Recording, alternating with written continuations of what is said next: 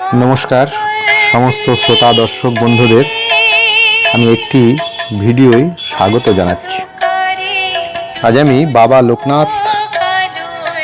লোকনাথ বাবার কয়েকটি অত্যাশ্চর্য ক্ষমতা, যেগুলো আমাদের কাছে এখনো অজানা, এমন কয়েকটি তথ্য আপনাদের সামনে পরিবেশন করতে চলেছি। ধৈর্য ধরে একটু এই কথাগুলো শুনুন। আপনারা লোকনাথ বাবার অত্যাশ্চর্য ক্ষমতা এবং তার যে অসাধারণ মানুষকে সম্মোহন করবার যে ক্ষমতা ছিল, তার ঐশ্বরিক ক্ষমতা ছিল, সেইগুলি সম্পর্কে আমাদের একটা স্পষ্ট ধারণা হয়ে যাবে। কে ছিলেন এই লোকনাথ বাবা? সত্যিই কি তার কোনো অত্যাশ্চর্য ক্ষমতা ছিল?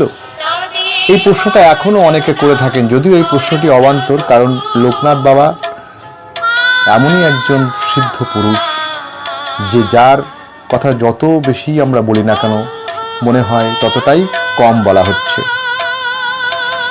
তো আমরা আজকে যে তথ্যটা জানবো সেটা হচ্ছে সেই সময়কার ব্রাহ্মণ সমাজ তাকে সেই সময় মেনে নিতে পারেননি, কিন্তু পরে তার অত্যাশ্চর্য ক্ষমতাকে বুঝতে পেরে তাকে তারা কিন্তু স্বীকার করেছিলেন। আসুন জেনে নেওয়া যাক সেই ঘটনাটি। তার আগে আমি আপনাদের সকলের কাছে অনুরোধ করব, আমার চ্যানেলটিকে সাবস্ক্রাইব করে বেল আইকনটিকে প্রেস করবেন, নোটিফিকেশনটি অন করবেন, যাতে করে আমার ভিডিওর নোটিফিকেশন সবার আগে আপনাদের কাছে পৌঁছে যায়। তো চলুন এবার আমরা আসল মূল ভিডিওয় ফিরে যাই।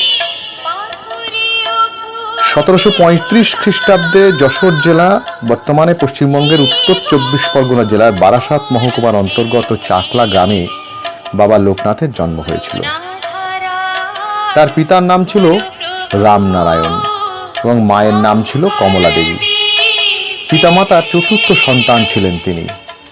এই সময় মাত্র 11 বছর বয়সে তাকে উপনয়ন করিয়ে পাশের গ্রামের ভগবান গাঙ্গুলির হাতে সন্ন্যাসের জন্য তুলে দেওয়া হয়েছিল। তার বাল্যবন্ধু ছিল বেণী মাধব। অনেকেই তাকে শিবের অবতার বলে মনে করেন। এগুলি আমরা অনেকেই কিন্তু জানি। এবার যেটা অজানা তথ্য সেটি আমি আপনাদেরকে বলছি।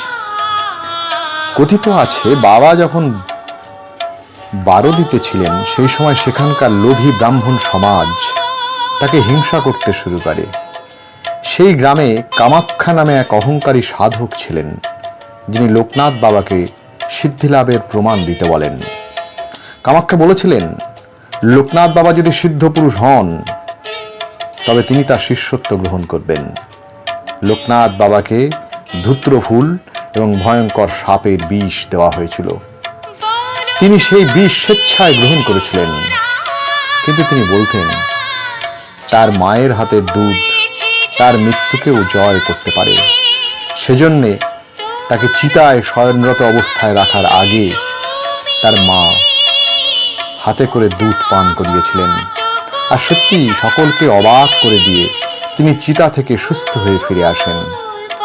এরপর এই সমগ্র ব্রাহ্মণ সমাজ আর কামাখ্যা তার শিষ্যত্ব গ্রহণ করেছিলেন। এরকম আরো অনেক লৌকিক কাহিনী লোকনাথ বাবার প্রসঙ্গে কিন্তু প্রচলিত আছে। এই ছোট্ট ভিডিওর মাধ্যমে আমি আপনাদেরকে সমস্ত তথ্য হয়তো তুলে ধরতে পারলাম না, তার জন্য আমাকে ক্ষমা করবেন। আমি এরপর অন্যান্য ভিডিওর মাধ্যমে আপনাদের এগুলোকে একে একে এই তথ্যগুলো দেওয়ার চেষ্টা করব। আজকের মতন এটুকুই। সকলে ভালো থাকুন, লোকনাথ বাবার পুজো করুন। তার সমস্ত তার যে অমোঘ বাণী, রণে বনে জলে জঙ্গলে যেখানেই বিপদে পড়িবে আমাকে স্মরণ করিও, আমি রক্ষা করিব, এই বাণীর কথা সকলে মনে রাখুন এবং তাকে ভক্তি ভরে একটি সাদা ফুল এবং একটি নীল ফুল দিয়ে পুজো করুন, সাদা মিষ্টি অর্পণ করুন লোকনাথ বাবার জন্মতিথি উপলক্ষে। আশা রাখি তিনি আপনাদের সকলের মনের